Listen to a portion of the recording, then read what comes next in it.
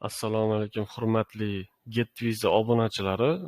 Bugungi jonli efirimiz pochta omborxonasi ishchisi haqida bo'ladi. Bu albatta Polsha davlati.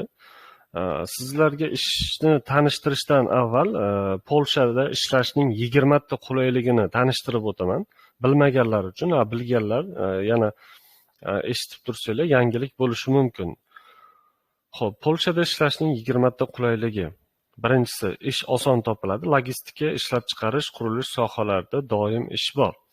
Ikkinchisi, oylik yevroda to'lanadi. Barqaror valyutada daromad qilsangiz bo'ladi. O'zbekiston fuqarolari uchun viza olish osonlashgan. Yashash joyi ko'p ish joylari tomonidan ta'minlanadi. Ish stajidan so'ng boshqa Yevropa davlatlariga o'tish imkoniyati ham bor. Rasmiy kontrakt bilan ishlash huquqlar himoyalangan albatta. Rasmiy kontrakt bilan ishlash bu eng muhim narsalardan biri. Ish grafigi aniq bo'ladi, ortiqcha majburiyatlar yo'q. Sog'liqni sug'urtalash tizimi ham yaxshi ishlaydi. Polshada ko'plab ish joylarida rus tilini ham ishlatishadi. Bugungi ish bo'yicha til talab qilinmaydi. Bilsangiz yaxshi. Oilani chaqirish imkoniyati bo'ladi. Keyinchalik karyera qilganingizdan keyin transport infratuzilmasi yaxshi, ishga borish oson. Modern zavod va omborxonalarda ishlash bu toza va xavfsiz muhit bilan ta'minlangan. Ish tajribasi orttirish o'sha kelajakda boshqa davlatlarda ham oson ish topish imkoniyatini beradi. Siz misol uchun Polshada Impost va DHL omborxonasida ishlaganman desangiz, misol uchun sizga tajriba bo'ladi. Ishlab turib o'qish yoki kasb o'rganish imkoniyati ham bor. Ko'plab agentliklar ish topishda va hujjatlarda yordam beradi. Shu jumladan GetViza ham O'zbekiston aholisiga yordam beradi va bundan biz har doim xursand bo'lamiz.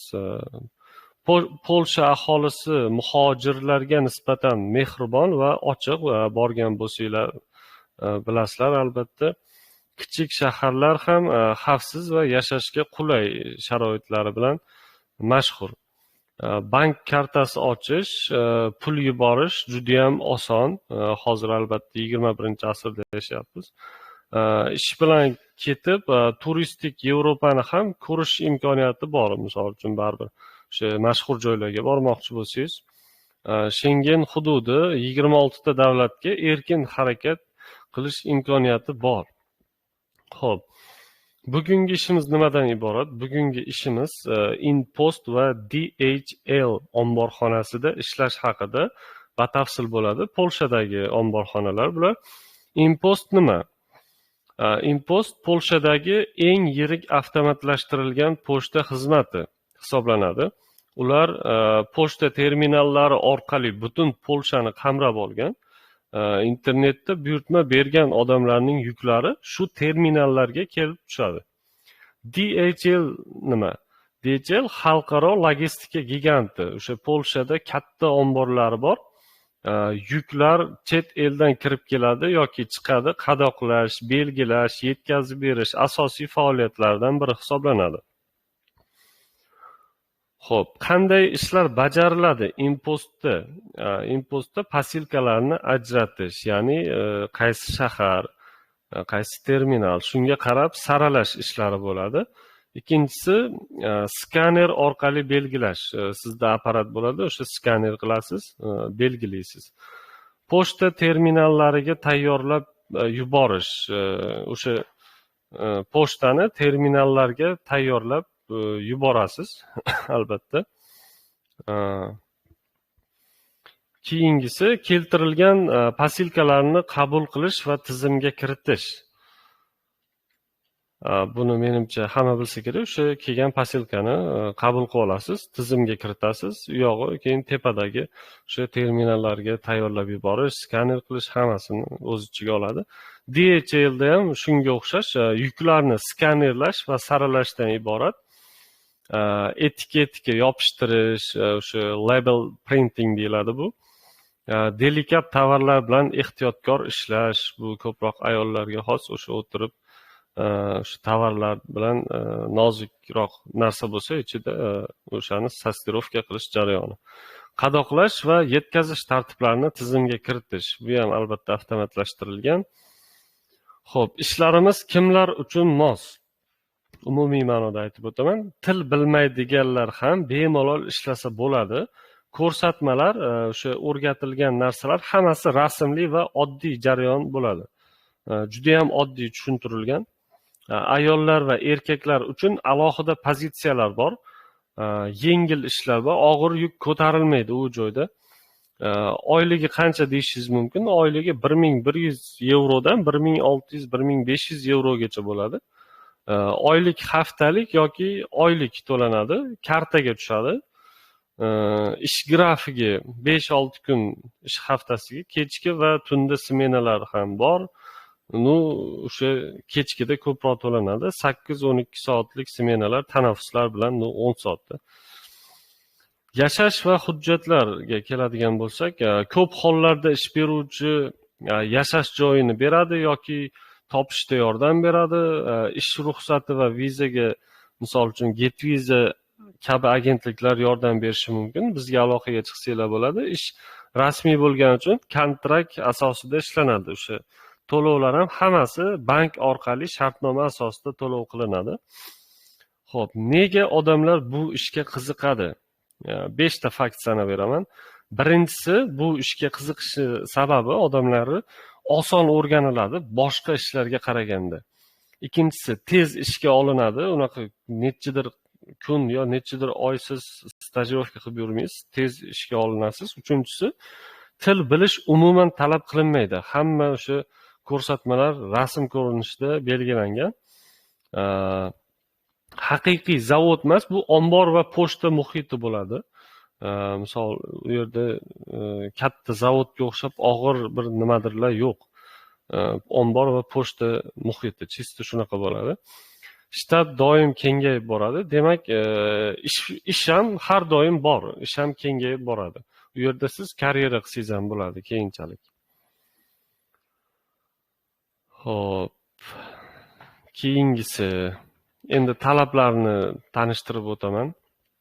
Hop, Polsha haqida tanishib oldik. Impost va DHL haqida tanishib oldik.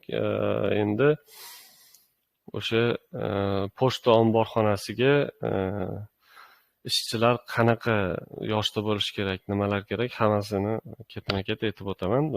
Buni talablari, hop, birinchisi 20 yoshdan 55 yoshgacha bo'lishi kerak. Iloji bo'lsa 55 ga to'lgan emas, 54 ga to'lgan odamlar bo'lsa, ular ham topshirsa bo'ladi. Yosh chegarasi kattaroq. Bu degani yoshi katta odamlar ham bemalol ishlasa bo'ladi. Ish og'ir emas degani bu. Ikkinchisi, zagran pasporti bo'lishi kerak. Uchinchisi, sudlanmagan qog'oz bo'lishi kerak. Sudlanmagan bo'lishi kerak. To'rtinchisi, ish tajribasi bu talab qilinmaydi. Ish tajribasi bo'lsa yaxshi, lekin bo'lmasa talab qilinmaydi. O'rganish oson juda ham.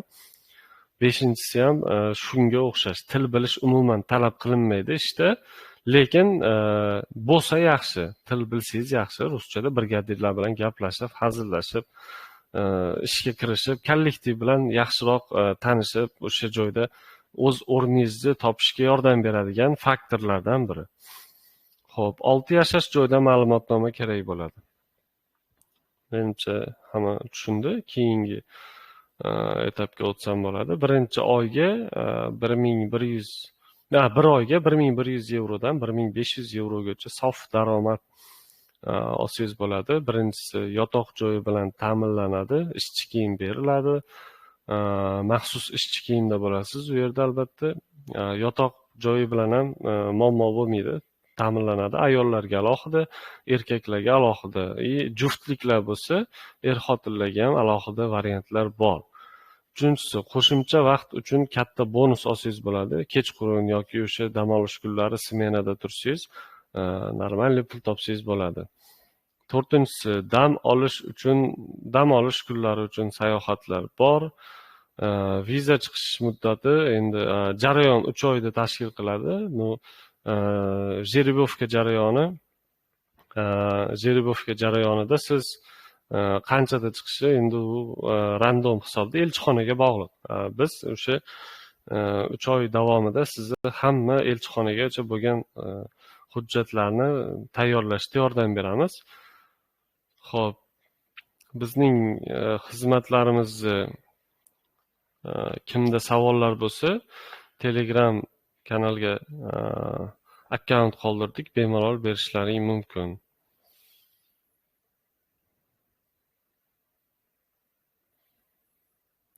Xo'p.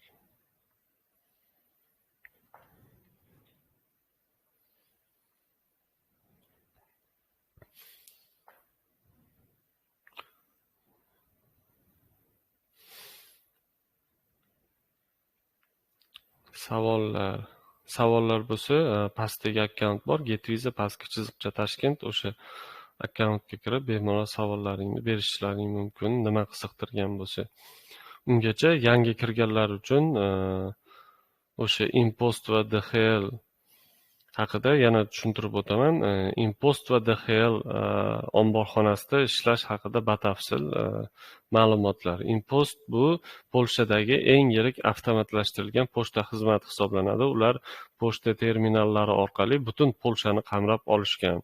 Internetda buyurtma bergan odamlarning yuklari shu terminalga keladi. DHL nima? DHL xalqaro logistika giganti hisoblanadi. Polshada katta omborlari bor. Yuk chet eldan kirib keladi yoki o'sha chiqadi. Qadoqlash, belgilash va yetkazib berish asosiy faoliyat hisoblanadi. Uchinchisi, qanday ishlar bajariladi? Impost, posilkalarni ajratish, ya'ni qaysi shahar, terminal shunga qarab bo'ladi.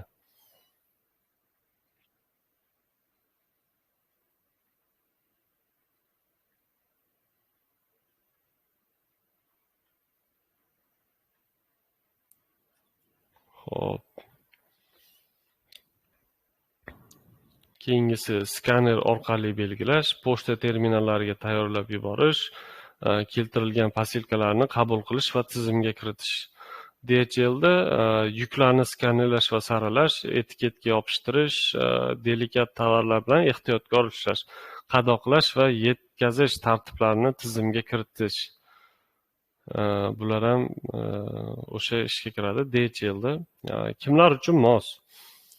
Kimlar uchun? Til bilmaydiganlar ham bemalol ishlay oladi. Ko'rsatmalar rasmli va oddiy. Boya aytganimdek, rasmdan уже siz ishni to'liq nima qilishni tushunib olasiz.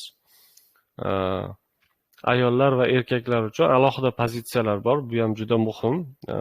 Alohida pozitsiyaga qo'yishgan. Yengil ishlar bor, og'ir yuk ko'tarilmaydi.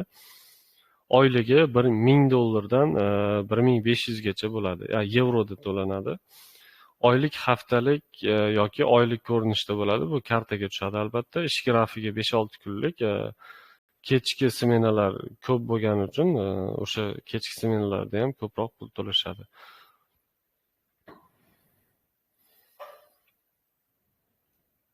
Xo'p, savollar kelibdi.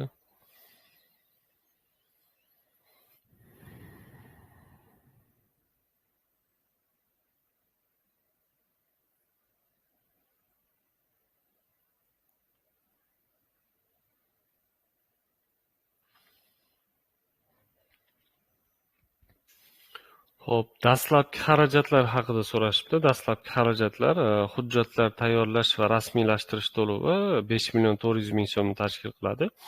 Elchixonaga kirayotganda sug'urta qilasiz. Sug'urta 1,400,000 so'm. Elchixonadagi suhbat uchun konsullik yig'imi 135 yevro hisoblanadi. Bu so'mda 1,5 million. Hujjatlar tayyorlash muddati taxminan 3 oy bo'ladi. Hujjatlar tayyor bo'lgach, siz navbatga qo'yilasiz va elchixonaga suhbatga chaqirilasiz. Elchixona suhbati albatta rus va o'zbek tillarida o'tkaziladi.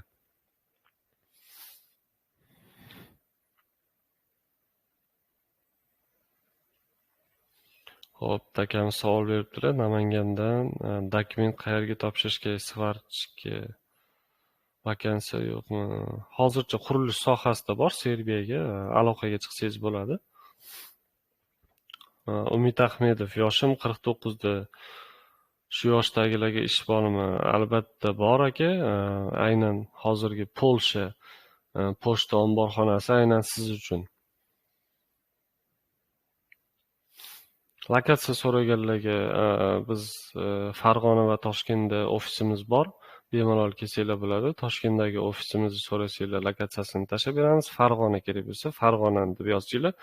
Lokatsiyasini tashlab beramiz. Bemalol kelib, rasmiy tarzda uchrashuv belgilasa bo'ladi.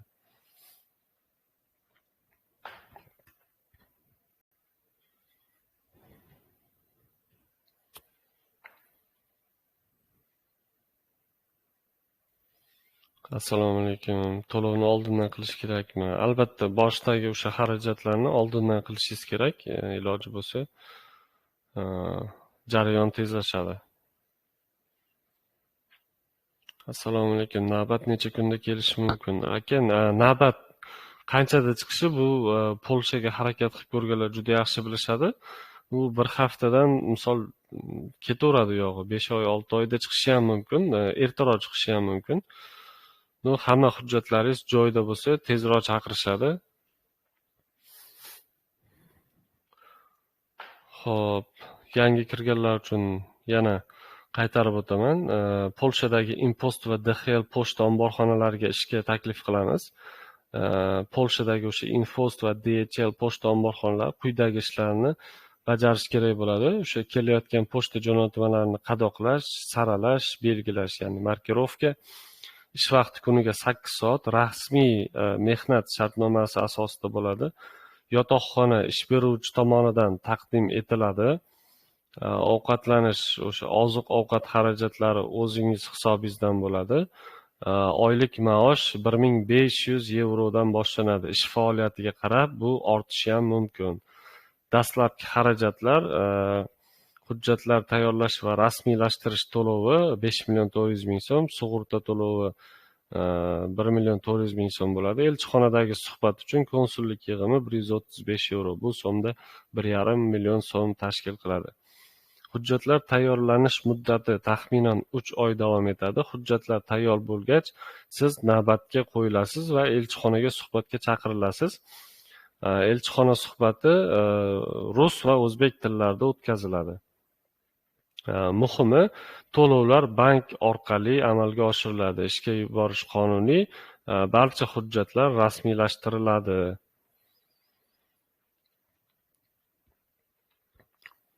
Xo'p, aka, efirga yaqinda kirdim. Impost haqida ma'lumot bering. Yangi kirganlar uchun yana qaytarib o'taman. Impost va DHL omborxonasida ishlash haqida batafsil Polshada bu. Impost nima?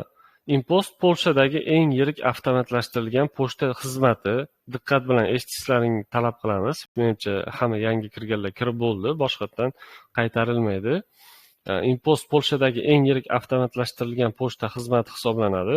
Ular pochta terminallari orqali butun Polshani qamrab olgan. Bu degani juda ham katta qamrovga ega. Internetda buyurtma bergan odamlarning yuklari shu terminallarga keladi. DHL nima? DHL xalqaro logistika giganti hisoblanadi. Polshada eng katta omborlari bor. Yuklar chet eldan kirib keladi yoki chiqadi. Qadoqlash, belgilash va yetkazib berish asosiy faoliyat hisoblanadi. Qanday ishlar bajariladi degan savol bor. Juda ko'pchilik berishyapti. Diqqat bilan eshiting. U yerga borganingizdan keyin nima ish qilasiz? Posilkalarni ajratasiz. Impostda posilkalarni ajratish, ya'ni qaysi shahar, qaysi terminal, shunga qarab saralab berasiz. Skaner orqali belgilaysiz. Pochta terminallariga tayyorlab yuborasiz. Keltirilgan posilkalarni qabul qilish va tizimga kiritish bilan shug'ullanasiz. DHLda nima qilasiz? DHLda yuklarni skanerlash va saralash, etiketga yopishtirish, bu label printing deyiladi. Delikat tovarlar bilan ehtiyotkor ishlash kerak bo'ladi. Qadoqlash va yetkazish tartiblarini tizimga kiritasiz. Bu DHLda. Bu ishlar kimlar uchun? Bu 20 yoshdan 55 yoshgacha bo'lgan ayol va erkaklar uchun. Til bilmaydiganlar ham bemalol ishlasa bo'ladi. Ko'rsatmalar rasmli va oddiy ko'rinishda bo'ladi. Ayollar va erkaklar uchun alohida pozitsiyalar bor, o'rinlar bor. Yengil ishlar bor, og'ir yuk ko'tarilmaydi. Oyligi 1500 yevrodan boshlaniladi. Ish tartibiga qarab, ishlashingizga qarab. Oylikni haftalik yoki oylik ko'rinishda olsangiz bo'ladi, bu kartaga tushadi. Ish grafigi o'sha 5-6 kun ish haftasi, tungi smenalarga bonuslar bor, 8 soat ishlanadi. Yashash va hujjatlar ko'p hollarda ish beruvchi tomonidan beriladi. Bu Impost va DHLda hozirgi shartnoma bo'yicha siz yashash joyini o'ylamasangiz bo'ladi, yotoq joy beriladi, ovqat o'zingizdan bo'ladi.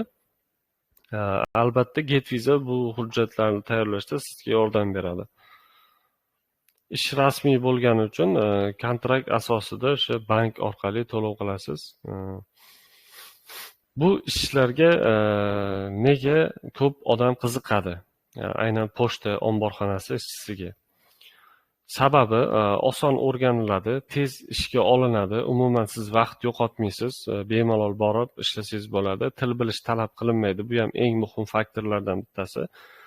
Bu yerda ombor va o'sha pochta muhiti ancha jadallangan, toza va ozoda bo'ladi. Zavoddaqa bo'lmaydi. Shtat ish doim kengayib boradi, har doim ish bor. Endi Polshada ishlash afzalliklarini yana bir marta qaytarib o'taman. Misol uchun ichimizda Polshada borganlar bor, bormaganlar bor. Birinchisi ish oson topiladi, logistika, ishlab chiqarish, qurilish sohalarida ham doim ish bor. Oylik yevroda to'lanadi, barqaror valyuta.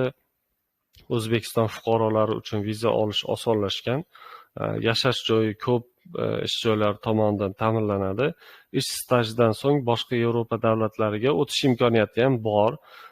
Rasmiy kontrakt bilan ishlash huquqlari himoyalangan bo'ladi. Ish grafigi aniq, ortiqcha majburiyatlar yo'q. Sog'liqni sug'urtalash tizimi yaxshi ishlaydi. Polshada ko'plab ish joylarida rus tili ham ishlatiladi. Oilani chaqirish imkoniyatini yo'lga qo'ysa bo'ladi. Transport infratuzilmasi yaxshi, ishga borish oson hisoblanadi. U yerda zavod va omborxonalarda ishlash toza va xavfsiz muhit bilan ta'minlangan.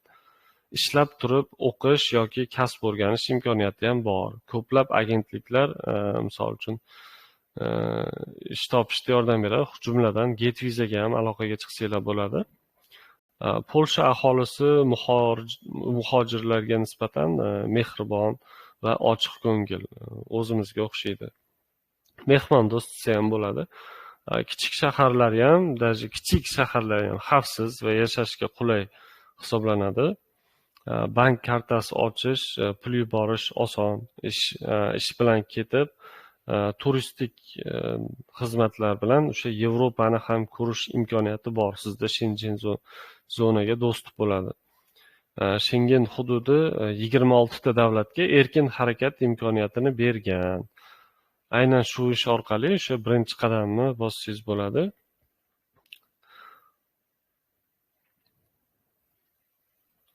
Xo'p.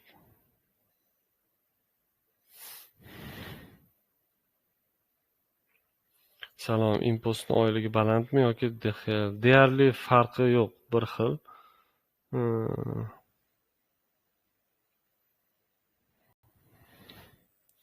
Aka 8 soat ishlasak, qanday 1500? O'zingiz hisoblasangiz bo'ladi.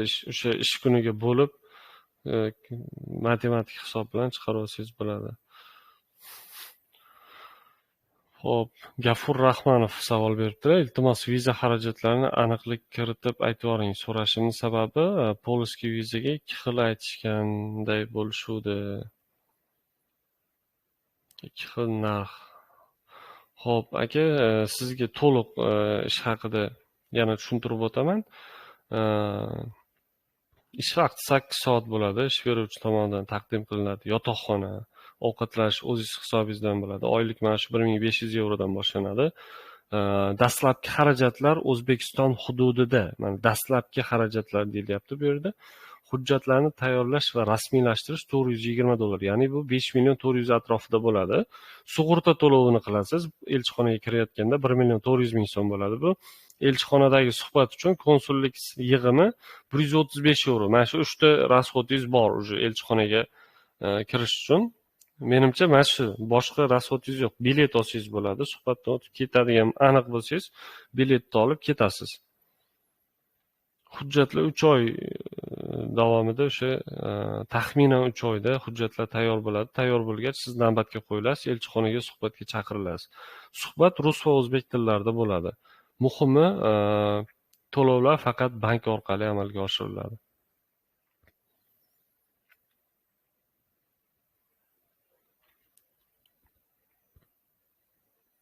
Polsha elchixonada viza berish yoki rad etishga nimalar ko'proq asos bo'ladi? Shu haqida ko'proq. Asosan suhbat jarayonida rostini gapirish kerak. Misol uchun haqiqatdan borib ishlab, o'sha muddati tugagandan keyin qaytib kelmoqchi bo'lgan odam rostini aytish kerak. Ko'pchilik misol uchun borib qaytib keyin dalsh ishlayman deydi yoki nimadir planlarini aytib yuboradi yoki suhbat jarayonida o'zi parod qilib qo'yadi-da nimadir deb. O'sha borini aytish kerak. O'shanda menimcha muammo bo'lmaydi. Hujjatlarni to'g'ri to'ldirish kerak. Ko'pchilik o'zi to'ldiradi, o'shaning uchun chiqmasligi ham mumkin. Bizda hujjatlar 100% professional tarzda taqdim qilinadi elchixonaga. Yo'q, navbatga qo'yish yo'q. Navbatga qo'yish ruxsat epa, o'zingiz qo'yib olsangiz ham bo'ladi. Hozir internetdan qo'yish ham juda ham oson bo'lib ketdi. Polshaga omborxona haqida ma'lumot bering. Polshaga ketish qiyin emasmi? Yo'q, qiyin emas aka. Hujjatlarni o'sha ishonchli joydan olsangiz, ishonchli joydan приглашение keltirsangiz, ketish muammo emas. Polshaga общий xarajat qancha bo'ladi er-xotinga? Aka, qaytarib o'taman.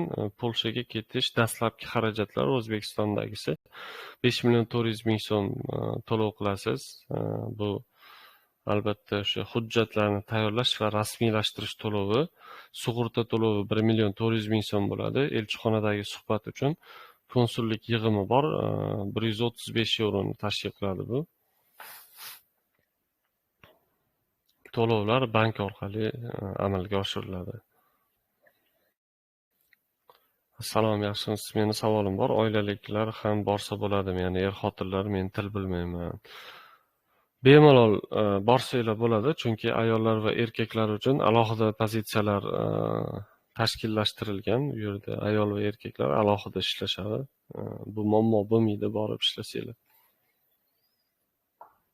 Bizga aloqaga chiqinglar, bemalol o'sha hujjatlarni rasmiylashtirsanglar bo'ladi.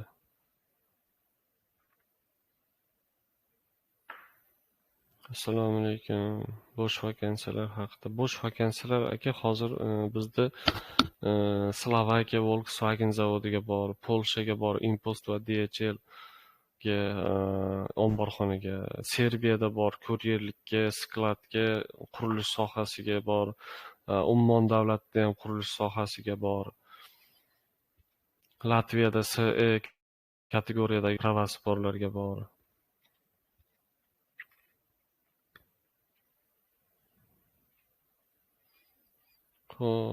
Yevropa mamlakatlari. Assalomu alaykum. Moskvada jestyatchik, ya'ni avtomalyar bo'lib ishlayman. Yevropa mamlakatlari shu.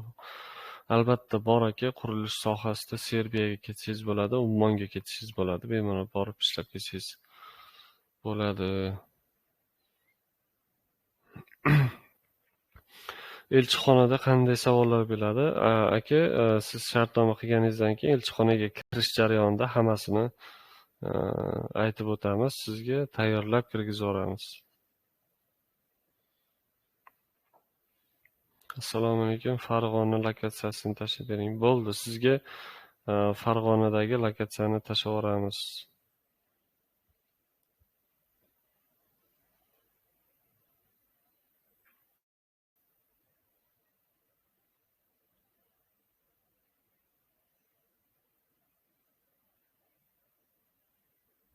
Уже ketdi. Lokatsiya so'raganlar, bemalol lokatsiya kerak bo'lsa yozinglar, tashlab beramiz. Finlandiyaga tez kunlarda chiqadi. Ungacha lekin faqat Polshaga ulgurib qolishlaring kerak. Polsha ham zo'r variant.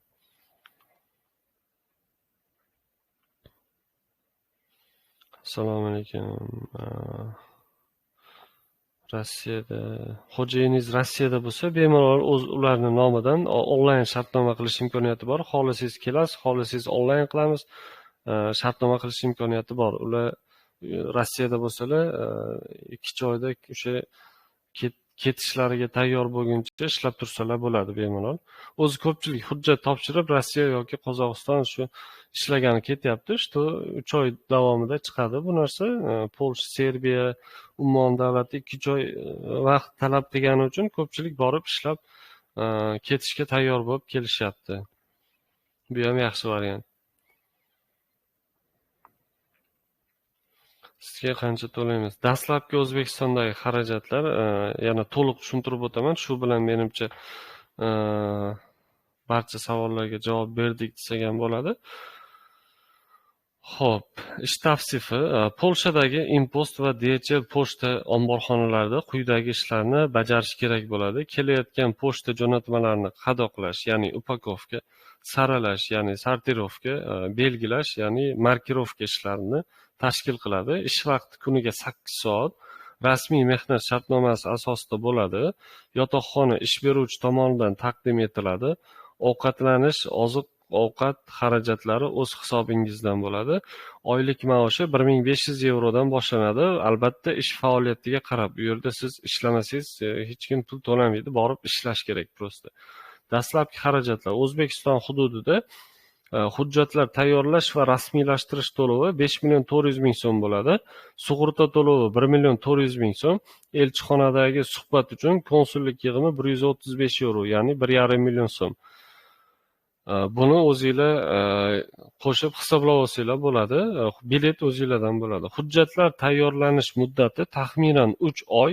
Hujjatlar tayyor bo'lgach, siz navbatga qo'yilasiz va elchixonaga suhbatga chaqirilasiz. Elchixona suhbati rus va o'zbek tillarida o'tkaziladi. Eng muhimi, to'lovlar faqat bank orqali amalga oshiriladi. Ishga yuborish qonuniy va barcha hujjatlar rasmiylashtiriladi. Kim agar ketmoqchi bo'lsa yoki shartnoma qilmoqchi bo'lsa, bemalol bizga aloqaga chiqsanglar bo'ladi. Zagram pasport, yashash joyidan ma'lumotnoma va sudlanmaganlik to'g'risidagi qog'oz kerak bo'ladi. Xo'p, bizni kuzatganingiz uchun rahmat. Albatta jonli efirga kechroq kirganlar uchun biz YouTube'ga videoni joylab, albatta sizlarga taqdim qilamiz. Bemalol YouTube'dan ko'rsanglar bo'ladi. Agar kimda realniy o'sha ketmoqchi bo'lib, sizda savol tug'ilgan bo'lsa, bemalol akkauntlarimiz bor, pastda telefon raqamlarimiz bor, Telegram kanalda. Barcha savollaringni bemalol bizga bersanglar bo'ladi. Ma'lumotlarni berishadi. Kim shartnoma qilmoqchi bo'lsa, xoh onlayn, xoh ofisga kelib shartnoma qilmoqchi bo'lsa, bemalol aloqaga chiqinglar. Lokatsiyani tashlaveramiz. Yo'q, men uzoqdaman, onlayn shartnoma qilmoqchiman desanglar, hamma ma'lumotni beramiz. Savollaringga javob berib, shartnoma jarayonini boshlaveramiz. To'lovlar albatta unutmanglar, bank orqali bo'ladi. Qo'ldan qo'lga pul olmaymiz. Va hammasi rasmiy tarzda bo'ladi. Hammaga rahmat.